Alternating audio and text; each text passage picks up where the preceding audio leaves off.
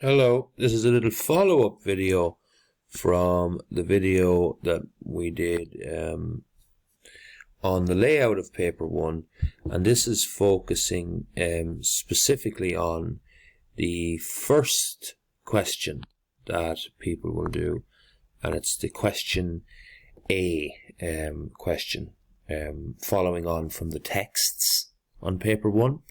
So remember that there's 3 texts. There's a text 1, there's a text 2, there's a text 3 in paper 1, and each of those texts have a question A after them. And this little lesson is designed to maybe talk about what kind of questions come up in those question A's and how maybe to attempt them. So let's just take a look at a paper, a higher level paper, and the same applies to the ordinary level. So there's a text 1. This is from last year. This is from 2019's higher level paper 1 English exam. And the first text, quite a long text. And then after the text, you see the question A and 3 questions.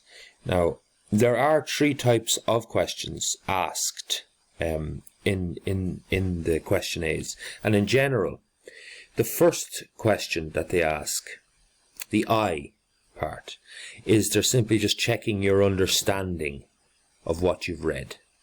Okay, they want to see, do you actually understand the text? Do you understand the words that were used? Do you understand what was basically said?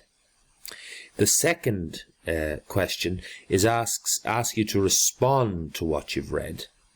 So what you think about what you read, do you agree with what the author said, do you disagree, did it have an impact on you, does it appeal to you, is there anything that you took from it, what's your overall response to what was written?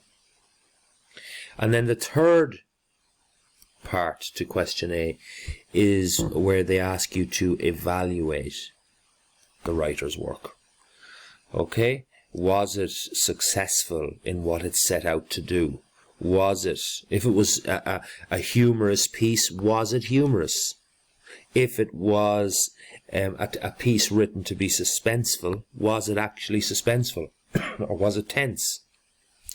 Was it informative? Was it autobiographical? Did it do what it was supposed to do? You know, what if you read the back of a Kellogg's cornflakes box, what do you expect to find there? You expect to find ingredients, nutritional information, maybe some information on what the company of Kellogg's are doing around the world with regards to charitable donations or different programs they're running. That's what a Kellogg's cornflakes box is designed to do.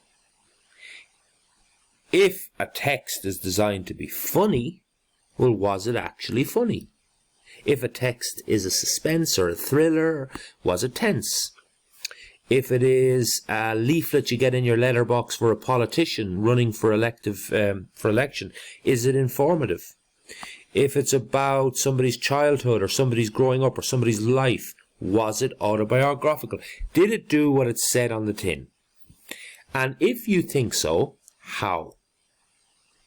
Or if not, why not? So we'll take a look at each of those 3 types of questions, and we'll probably end up spending the most time on this third part, because the questions usually are broken down into 15 marks, and then this one being worth 20. Now, there's not a huge difference between the level of marks for each one. They're all worth a decent chunk.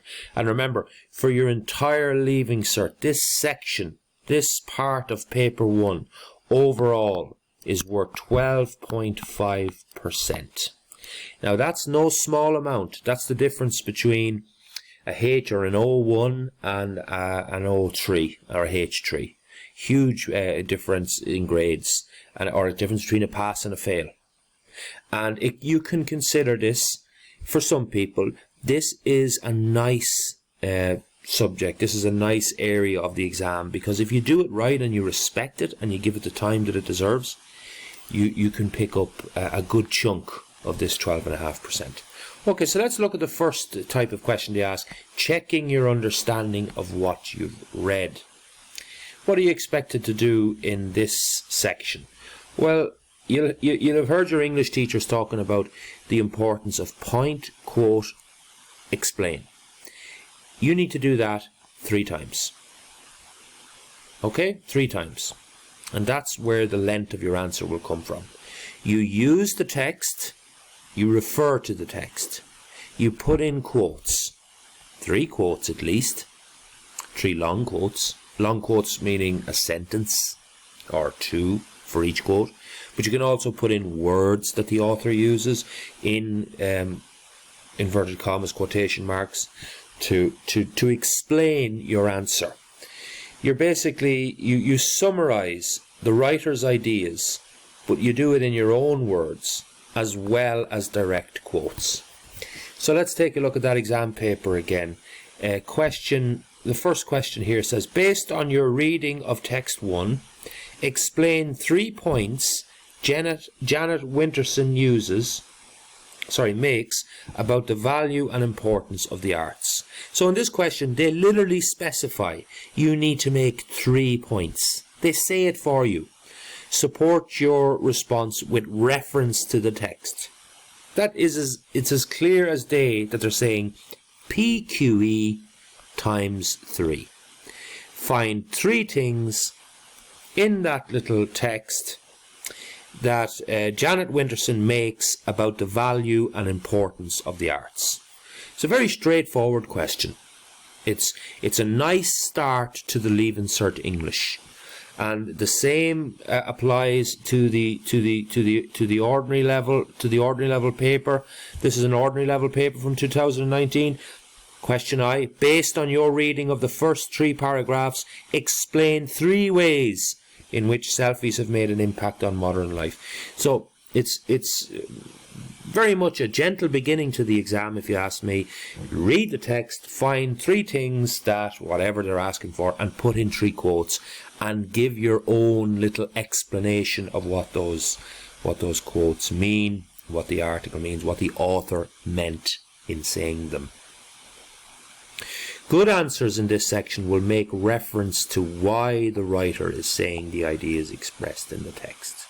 So it's not just literally, I think this, here's the quote. This is the important bit, the explaining.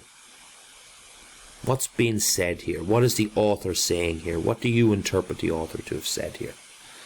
And do that, like we said already, do that 3 times. 3 times. Okay, the second type of question where they ask you to respond to something, ask you to respond to the text, what you think of the text, what's your interpretation of the text, do you agree with the text, is it appealing to you, does it fit in with what your own worldview is? So you've got to have an opinion. You know, you've got to actually have a passionate opinion. You have to give your own view. But your attitude must be based on what you've read. Okay, it must be based on the text. You can't just launch into a random rant about something.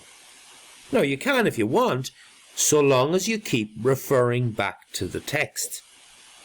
The key is giving your own opinion based on the text. You've got to refer back to the text constantly. They don't want to know. You've got ample opportunity in this paper to give your own opinion in the essay section, the second section. Yeah? This is not asking for that. It's asking you to read a text and then respond to the text. It's based on the text. You've got to keep referring back to the text. You can agree or you can disagree with what was said, but you've got to back it up. So you use your own experiences by all means, but it must be intermingled with the author's own ideas. And you're doing this PQE again 3 times. Okay, let's look at the ordinary level paper part 2. Do you believe? It's asking you to respond. Do you think? What do you think? Do you believe that the influence of selfies on society is mainly positive or mainly negative? Give reasons. Now, if you just launch into a rant about selfies and about what you think and about how you use selfies and how your friends use selfies and I don't agree with selfies because selfies are this and stuff, you're not going to get anywhere near full marks. You must give your view based on what you have read. You must refer back to the text and you must give the quotes. It's the same as part I in that regard. You must give the 3 PQEs. You must be referring back. But by all means, put in your own beliefs. Put in your own experiences if you've the time. But it's all based on the text. Okay? Now the third question or type of question that they ask is usually the most complex one. And it's the one where we've just got to think for a second about how to answer it, really. The third question is where they ask you to evaluate the author's work. And what that means is, did the author do a good job? Is the text effective? Does it do what it said it would do on the tin? Now let me give you just a basic example of this in a different context. If you decided to go to the cinema to see a horror film, because you just fancy getting scared for a few hours. You pay your money, you go in, you sit down with your popcorn and your whatever, and the film is not scary. The film is funny. You walk out of that cinema disappointed. Now, it might be a very funny film, but you didn't pay in to see a funny film. You paid in to see a scary film. So what is a scary film? Well, a scary film is a film that catches you off guard. It's a film that has spooky music. It's a film that maybe has a general theme of the underworld or the unknown or the dark kind of ghosts and all that kind of stuff. It has music that's spooky. It has characters that are weird. It has events that are kind of unresolved until the end. It has actors that are very strange or ominous. Those are all the boxes you need to tick to make a good horror film.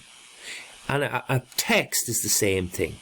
So before you even look at this question 3, ask yourself, what is the text that I've just read? Is it an information piece? And if it is, did it do this? Is it a humorous piece? Is it supposed to be a humorous piece? Did the author set out to make it a humorous piece? And if he or she did they do this? Did they use sarcasm? Did they use wit? Did they try too hard? Or was it effortless, the humour? Did they put in funny scenarios? Or did they use slapstick humour, like, Father Ted? Was there wacky situations bordering on the ridiculous? Did the author use wordplay? Did they use different things that you need to use if you're trying to be funny? Okay, if you're trying to be funny, you've got to do these things. Or was it a persuasive piece? And if so, were the points made in a clear way? Were they passionately argued? Give examples. Was there an image used? Because images always help to make a point. Were both sides of the argument given to show how the writer's point of view is preferable? Yeah, when you're arguing something, you always try to give both sides. Or was it a suspenseful piece? Was it designed to be suspenseful? And if so, was the setting spooky? Were the characters unusual? Were short sentences used? Because short sentences build tension. Did it have a dark tone? Were details slowly revealed, or actions, did they slowly build up towards a fright or a shock? Was it an autobiographical piece? And if so, did it start at childhood and move on from there? Were important details of all the writer's life filled in? Did the writer shy away from private or sensitive topics? Because if they did, it's not an effective autobiographical piece. Did they give loads and loads and loads of details? Because that's what I want when I read an autobiography of a famous person. Or was it a story? If it's a story, did it grab your attention? Was it well described, the setting and the characters? Was it an interesting topic and told in an original way? Overall, we've got to do, for the 3 questions, PQE 3 times.